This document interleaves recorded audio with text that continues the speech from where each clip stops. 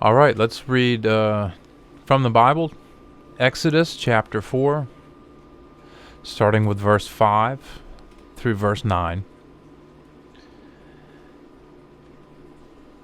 And let's listen to a little more from Ron Wyatt first.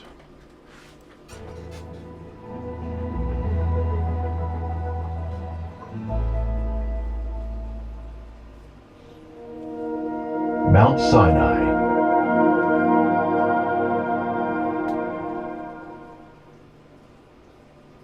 At age 40, Moses killed the Egyptian and was forced to flee for his life. Moses fled from the face of Pharaoh and dwelt in the land of Midian. Now Moses was tending the flock of Jethro, his father-in-law, the priest of Midian. And he led the flock to the back of the desert and came to Horeb, the mountain of God. Older maps will reveal that Midian is in northwest Saudi Arabia. This is where we should find the mountain of God today. Moses was tending sheep when he encountered a mysterious burning bush that was not being consumed. The Lord said to Moses, "When you have brought the people out of Egypt, you shall serve God on this mountain." And we remember that from the last part. Hopefully we will be getting to Galatians a little bit later. Let's go ahead and read. Let's go ahead and read from Exodus chapter 4, verses 6 through 9.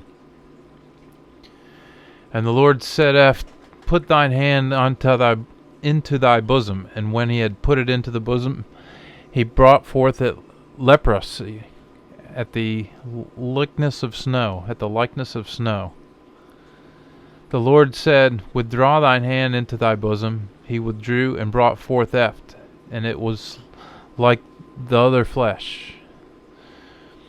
The Lord said, if thou shalt not believe to thee, neither shalt hear the word of the former sign, thou shalt believe to the word of the sign suving. That if the believing know subtly to these two signs, neither hearing thy voice, take thou water of the flood, and shed it out on the dry land. And whatever thing thou shalt draw up of the flood, it shall be turned into blood. Now King James. And the Lord said furthermore unto him, Put now thine hand into thy bosom. And he put his hand into his bosom, and when he took it out, behold, his hand was leprous as snow. And he said, Put thine hand into thy bosom again. And he put his hand into his bosom again, and plucked it out of his bosom, and behold, it was turned again as his other flesh.